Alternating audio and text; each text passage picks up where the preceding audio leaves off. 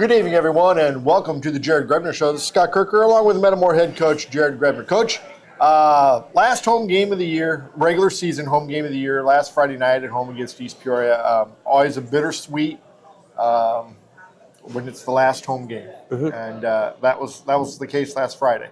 Yeah, you always know you're going to have the last regular season game, and these kids always want to make the most of it. But they put themselves in the position to try and make sure that we get more home games in the playoffs. We know that is all dependent upon how things shake out and how seeds go and stuff like that, and how some other teams, fare, especially week 9. But they've put themselves in a position to possibly get, an opening round 1. And so that's a goal of theirs because they want as many games on their own field as possible. Yeah, they've played 4 home games and they've won all 4 games. It's always nice to be home.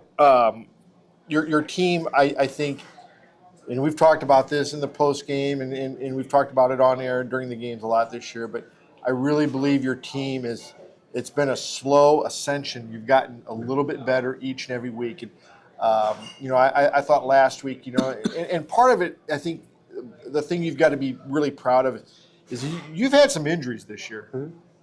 You've had to kind of piecemeal some areas together, and your kids have responded. You've done a very good job. You've got 2 losses, but in those games, really you were in both of those games, and you've given yourselves a chance to win. Mm-hmm. And the kids have all responded real well. The silver lining to injuries, you never want to see anybody get injured, but you can start to build depth. You can start to find different pieces that might work for different situations.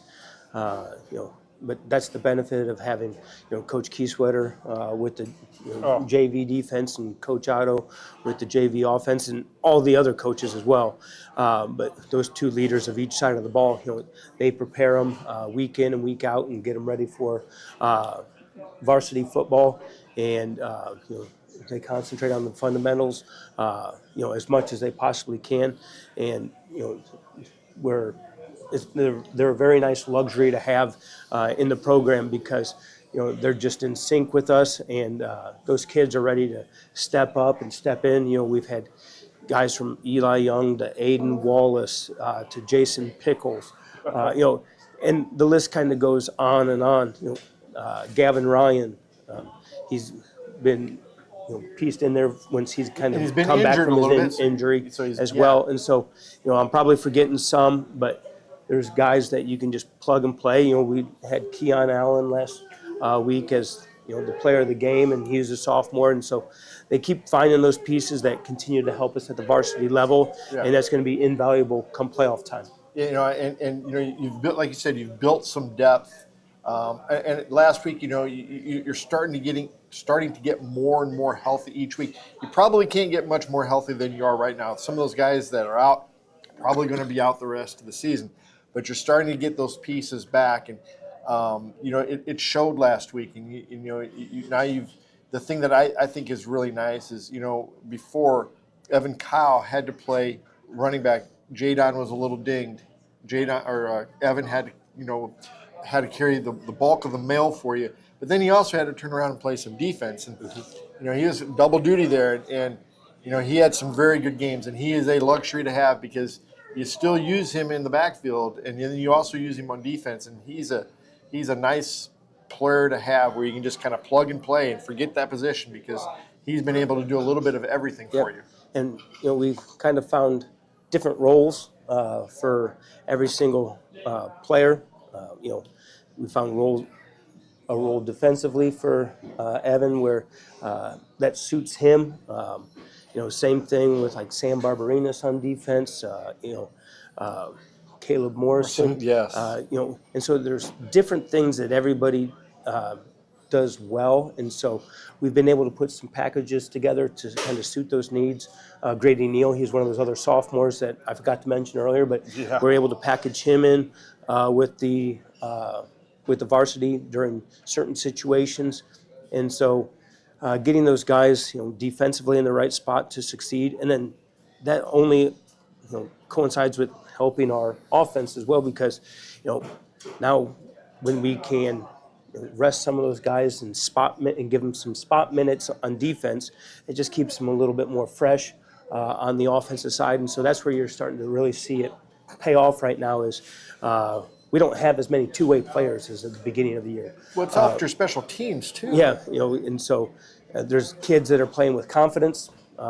Special teams, like you said, has been a big boost because they've been in the battle tested on offensive side and the defensive side of the ball, and once you're able to rest them a little bit more, you can put them here and there on special teams, and because that's a third of the game right there. Because everybody's seen special teams win a game for you. Everybody's seen special teams lose a game for you, and so that's always been a goal, is to try and make them special. For sure. For us, and so to be able to utilize some of those guys on the special teams side is beneficial, and will prove to be that way as we move forward throughout the season. Yeah, and the other thing too is and it showed the other night. Now you've got Jadon, who's getting closer to 100%, and because you can use both him and Evan Kyle, you've always got somebody fresh back there. Excuse me. You don't have to have those road grader blocks. You've been able to just have guys that get their blocks, move on to the next level.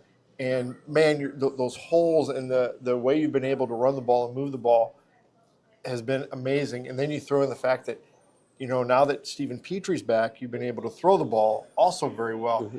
Everything is now opened up, and, and you're going to need that in the playoffs. Yeah. You just don't know what you're going to run into in the playoffs. We're going to have to be, well-versed in all facets of the game, offensively, like I've always said, it feels like we're starting to hit our stride a little bit more in the run game, in the passing game. And so to be able to spread the field and make the defense have to respect all aspects of our game is only going to be beneficial, and something that we have to be able to take advantage of, whether they want to load the box or whether they want to try and keep us contained and spread us out a little bit. It's something that we'll take what they give us, and we have complete confidence in our kids of, hey, whoever's number gets called, that they can get the job done. Offensively, I thought last week was pretty impressive. Your son Avery 2 weeks ago goes out and throws 4 touchdown passes, and then last week he was on the receiving end of 2 touchdown receptions, and plus he had 2 interceptions, mm-hmm. I believe. So he had his hands on the ball quite a bit Friday night. Yep. He's one of those playmakers that we like to get his hands on the ball. Same thing with Eden Cote. Yep. He made some nice catches. Mark Frederick, he had big ball that he went up and competed for and brought down. He almost had another one as well. So there's ways that we can find different plays and different opportunities when they present itself to get those guys the ball. And then when you look in the backfield and you have Evan, and Jadon, and Steven all able to run the ball, and sometimes be a receiving guy out of the backfield, it's very beneficial. You look at Jadon, not only did he have a great game rushing, but he caught 2 balls for almost 50 yards out of the backfield. One of them was a 50-50 ball, yep. That he just went up and got. And he did. And so we have competitors, and so there's different ways that we have to get guys the ball in space, and it's just something that we always look forward to seeing on Friday night because it's always exciting. In that game, I thought the first quarter was very telling. You had a nice drive. You got the ball to start the game. You drove down to about the 19-yard line. The drive kind of stalled. Mm-hmm. And, East Peoria's, they're in their playoff, fighting for their playoff lives. And so you're thinking, okay, this is going to be a dogfight. You held them 3 and out. You got the ball back, and you scored, and I think about 5 plays maybe. Then you onside kicked. That was after the second touchdown. Yes. There was a fumble, wasn't there? How'd you get the ball back? So we ran a sweep to Jimmy down the right-hand side for a big gain. Then Jadon scored one of his 5 touchdowns on the left-hand side on the sweep. then I believe, and this is off the top of my head, I believe it was the second possession where That was the no. second. So then when we kicked off to them, we caused a fumble. Brad Chalk had a Yes. had a big hit. We got the ball back, and that's when we hit Avery for one of his 2 touchdowns across the middle. And so then we're up 14-0. Then we onside kick it, and we were able to get the ball back, fortunately, and then we were able to kind of take control and, from there. Got another touchdown, went up 21-0 in the first quarter. And I thought you guys then just, you did what you had to do. You made them kind of play your game. And I thought we were aggressive on defense. I thought we flew around defensively. I thought offensively, it took us maybe one series to kind of settle into what they were doing a little bit, and to kind of understand, how big some of those guys were. They were big. They had some big ends, and so to be able to do what we wanted, and as far as our game plan, X and O wise, and so once we settled in, we were able to kind of move the ball a little bit better. So I think the first drive we didn't score. I think there was one in the second quarter. We ended up punting, and so we scored on all the other drives in the first half and was able to take care of some things.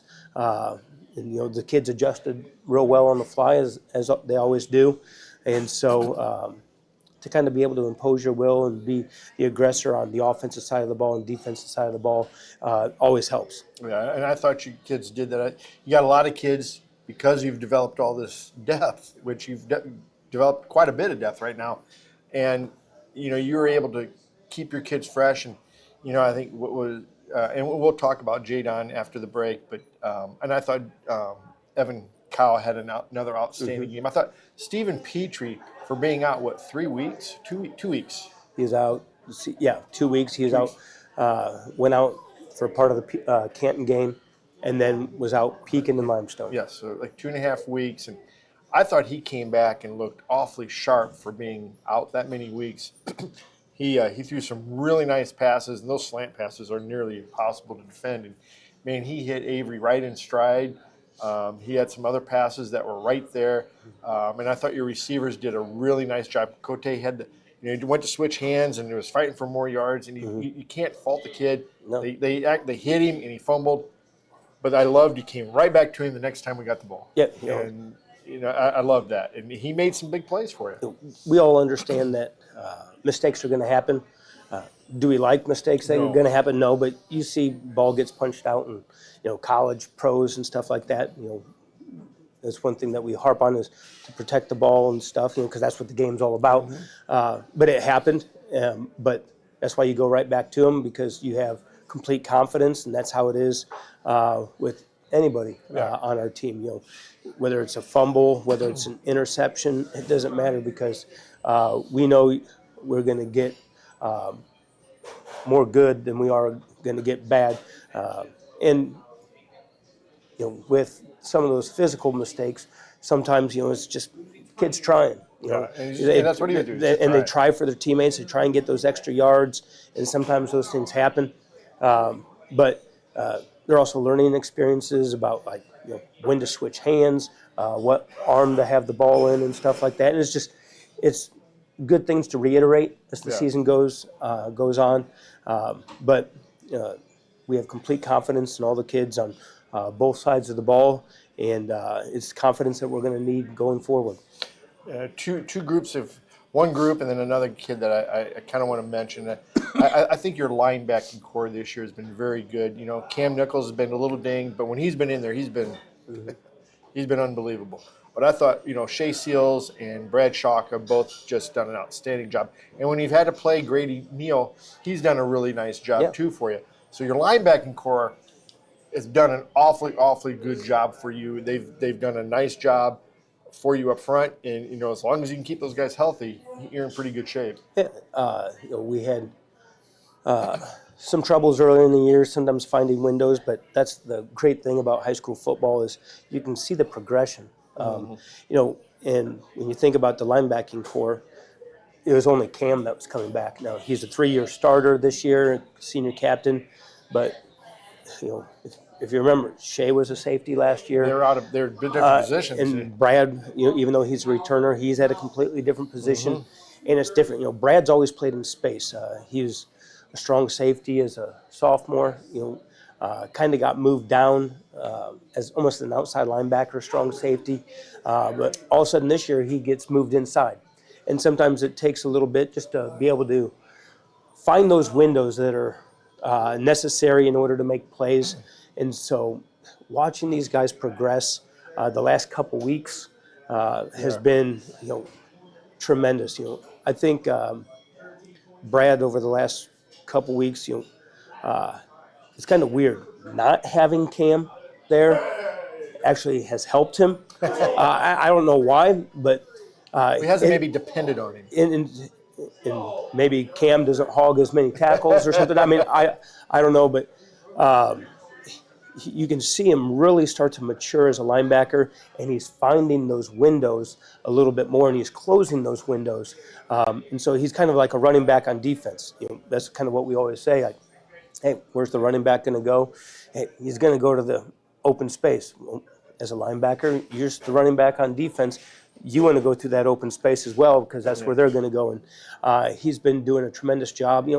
Even just little things like over at Limestone, they ran a sweep play, and he finally flattened out perfectly and made a great roll tackle in the open field. And that's something that we've been working on and hasn't always come to fruition. And he did it perfectly, and kind of hollered his name after he did it, and I think he popped up thinking like he did something wrong. But no, man, I was congratulating him because he did a really good job, and it was just finally nice to see the things that we practiced come into play during the game. But those guys have done a great job, like I said, all year long. Cam's kind of been the leader in there, but Shea's done a great job. He's been a great tackler. He is one of our team leaders in pass breakups. He just has a knack for getting underneath routes. He picked that one off against LaSalle Peru. I think he had another knockdown against them as well. Had a great knockdown where he almost got underneath an East Peoria guy running a slant, got his tip, and then it tipped off Avery's hands. Same thing with Brad. He got underneath the route. I think he turned his head for a second as his arm was going up, and I think it went right underneath his arm. And, it's one of those that, like, it was just split second that he missed it by. But, yeah, great. And those seniors, they're all three seniors, and they've brought Grady Neal along and just kind of taking them under their wing. Grady is a great open field tackler. Part of that's probably with his wrestling and background and everything like that. You kind of get those single leg takedowns and stuff. Right. But he's doing a great job, and so I'm pleased about where they are. We are all pleased of how those guys have progressed, and I know there's all new positions for them, but they're starting to really get a really good feel of how the whole defense works as a unit. The other guy that I wanted to mention that, we've mentioned him before, and I think every week he just goes out there and you get, max effort was Kevin Barker. Yeah. Man, the last few weeks, it just seems like every big play at the line of scrimmage, he's in there somewhere. Sometimes it takes a couple minutes for the pile to everybody to get up, and there he is at the bottom of the pile. Yeah. It's max effort every week. And that's how it should be played. We don't get Friday nights very often. You're only guaranteed 9.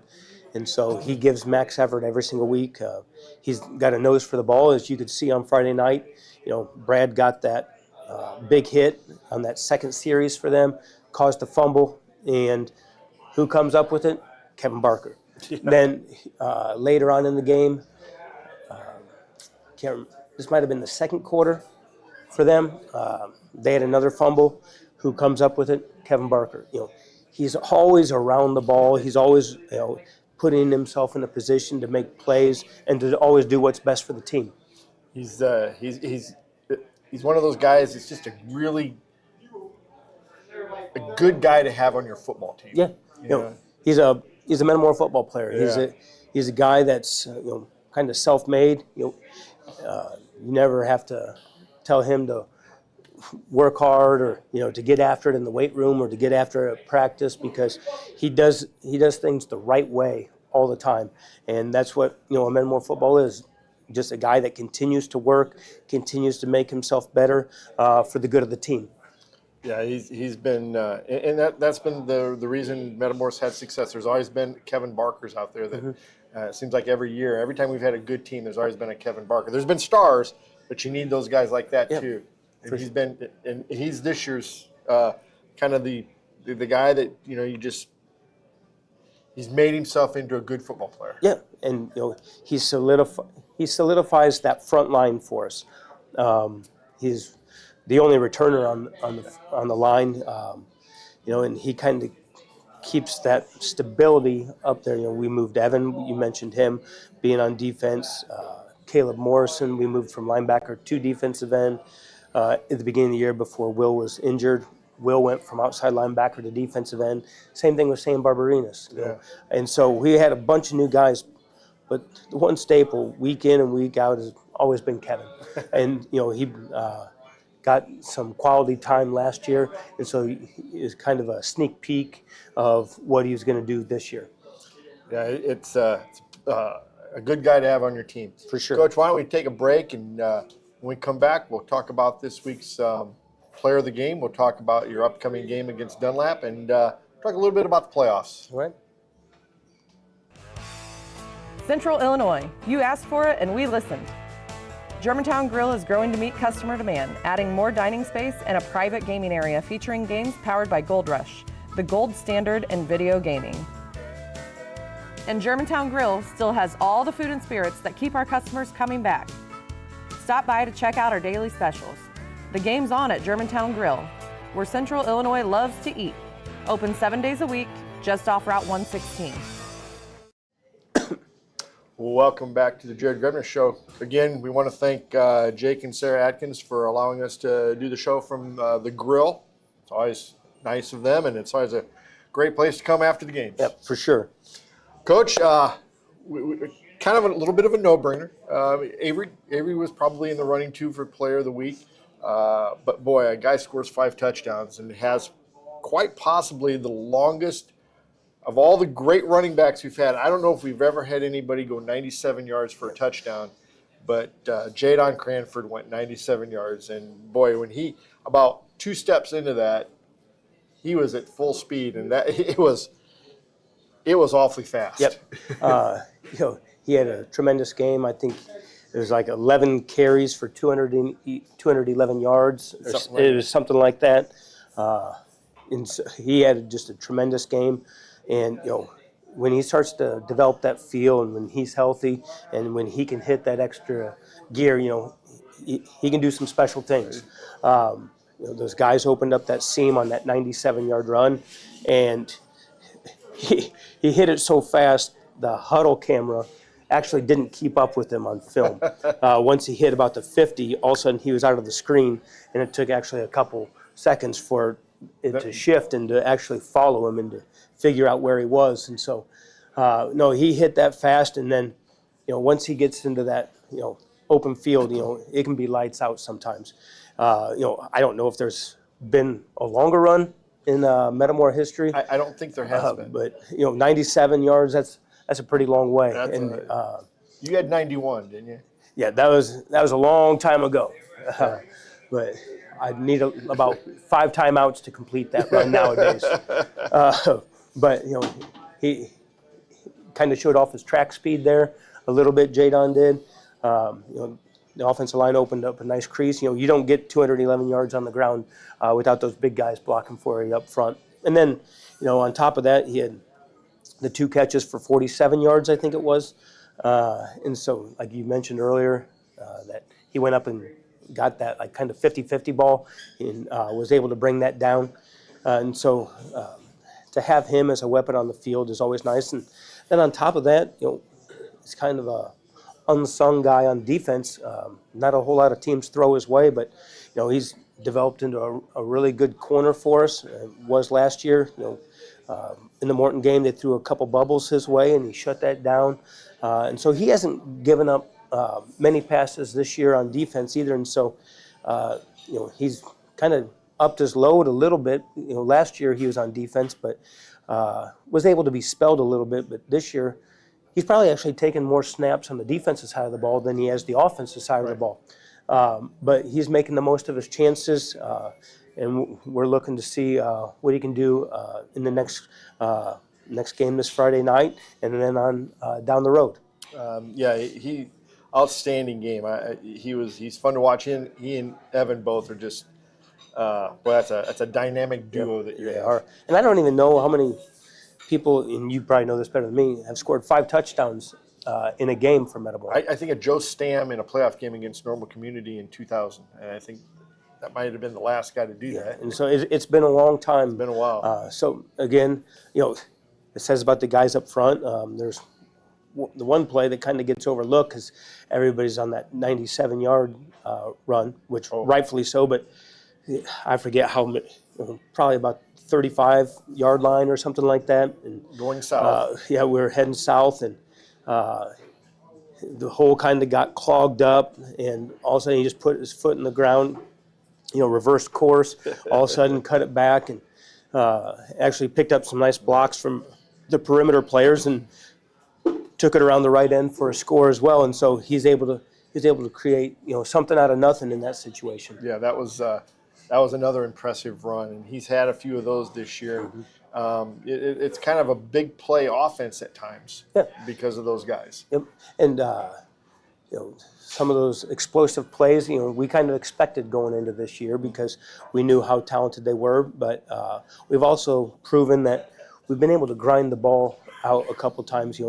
We had some long drives. I mean, even when week 1 in the Sterling game, there was a couple long drives. You talked about to open up the first quarter, the game against East Peoria. Now, we methodically kind of went down, had some ugly plays, but then had some positive plays. Ended up stalling out like at the 19, like you said, but there's some good things there.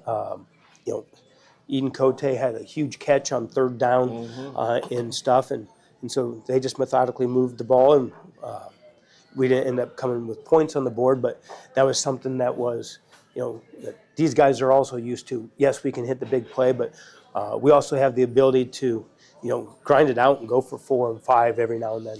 Yeah, but sometimes that's exactly what you need. I still look back, I believe it was the Morton game where you went like 91 yards. You got the ball with 4:31 to go in the first half, and you scored with about 5 seconds to go in the first half. And it's probably one of the prettiest drives of the year. Yeah, and that's one thing about these kids. They never panic. Even when might be 3rd and 5, 2nd and long, whatever. Even if we're behind the chains, they know that we have some big play capability behind us. We trust the guys with the ball in their hands. We trust the linemen up front to make creases when necessary, and because of that, we're able to keep some drives going. And then eventually, and hopefully, that we're going to bust one here and there. And I also think you got to give some credit to Coach Dolinsky. He's done a really nice job of keeping teams on their toes. I mean, sometimes they're not really on their toes, they're kind of on their heels because they don't really know what's coming. They don't know if it's a pass, they don't know if it's a run, they don't know if it's going to be a deep pass, a screen pass, something. Then you throw Jadon, on a wheel route. That's almost unfair. Coach Dolinsky always does a great job calling the plays. Like you said, we have weapons that he always utilizes, whether it's motions or whether it's the running backs, and it just doesn't matter. He finds ways to be creative and to get different people the ball in different situations. You talked about the wide receivers, between Jason Pickles, between Eden Cote, Mark Frederick, and Avery, that he can get those guys in the ball. But then when you look in the backfield, all of a sudden you can be creative with Evan, Jadon, and Steven. I mean, you got basically 3 running backs back there.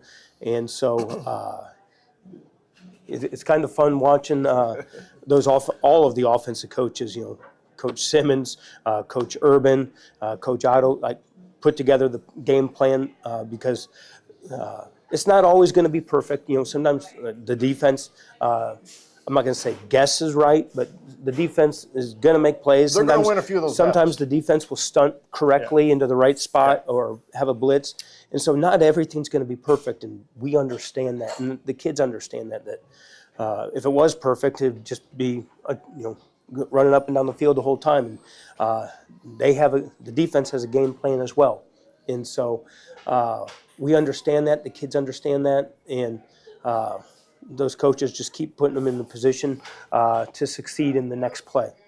We'll kind of combine this a little bit, but this next week you've got Dunlap on his last regular season game, Dunlap at Dunlap. A lot of playoff implications there. Mm-hmm. You win, more than likely you get a home playoff game. Dunlap's got to kind of, they were predicted to win the conference. So there's a lot of pride for them to play this next week. They're going to make the playoffs, but they don't want to go in on a four-game losing streak. Or three. It'd be three. We always say that it is a big game because, like you said, it probably gives us another game on Malone Field for sure, and possibly more, hopefully more. But Dunlap, they're playing for seeds as well, and this time of year you can kind of see the end of the rainbow, so to speak, because you can see kind of where all the predictions are. You can kind of see where you might fall, and there's a big difference between being 6-3, 7-2, or 6-3 and 5-4, and so both teams will be fighting for that extra victory because it can mean the world of difference on who you end up with come playoff time. They're a good team. Coach Caslett always has the Dunlap Eagles ready to go. Things like you said hasn't always worked out for them the past couple weeks. They've also had some injuries. We have as well. So both teams deal with that a little bit, and so they're going to be a tough test. They have some very talented kids. They have some big linemen up front, and so we're going to have to be ready on the defensive side of the ball to be able to defend guys from sideline to sideline. I know a lot of people talk about their passing game and stuff like that, but with Max Sutter. Yeah, and but in order to kind of win week in and week out, you have to be able to stop the run. And Oldham's a very good running back for him. He was a running back for him last year, so he's a returning starter. And he just a thick kid. He is. He just runs really hard too, and so that's going to be imperative for us is to be able to stop the run because if we take too many out of the box or anything like that, then we're going to open up some creases for him. So you kind of have to pick your poison here and there. And as far as game plan's concerned, but defensively, they've always played really well. Also, you look at some of their scores against us in the past. Last year, it was 7 seconds left in the game. Is kind of what it kind of came down to. It was what third down and probably around 5 or something like that with 7 seconds left. Got to the 5 and then time ran out. And so I know they're probably thinking about those 7 seconds. We don't want to leave it up to 7 seconds, but they had a stingy defense, and they always have a stingy defense. I think it was like 22-21 or somewhere in that neighborhood. Last year it was 26-20. Well, so it was 21 to 20 them. And then you scored. And then the only reason we scored was we happened to fumble. We picked it up on a third down. Nick Rhodes alertly picked it up, ran it into the end zone. Untouched, and that was the go-ahead touchdown, and that was like a minute 48 left or something like that. And so, you kind of think the ball bounced our way that night because, if they jump on that fumble, then it's a minute 48 and they're up, and so that's how it's always been with them. It's been a hard-fought battle. We were fortunate enough to come out with the victory last year. We'll try not to, keep it that close. I know sometimes it's nice for the fans to have those close games and gets the heart going, gets the adrenaline going. But as a coach, I'm not always a big fan because, I'll Take give some you a years hard- off your life. It will. There'll be more gray hairs, that's for sure. So we're going to have to be ready for Dunlap offensively and defensively. They have a good kicker and special teams, good return men. And so we're looking forward to the battle and going over to Dunlap. When you look ahead a little bit to the playoffs, more than likely you're going to be in 5A. Mm-hmm. There's a slim chance you go 4A, but some weird things have to happen.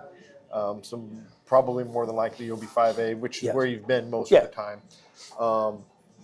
And you'll find all that out on Saturday. Yeah, it's an exciting time of year.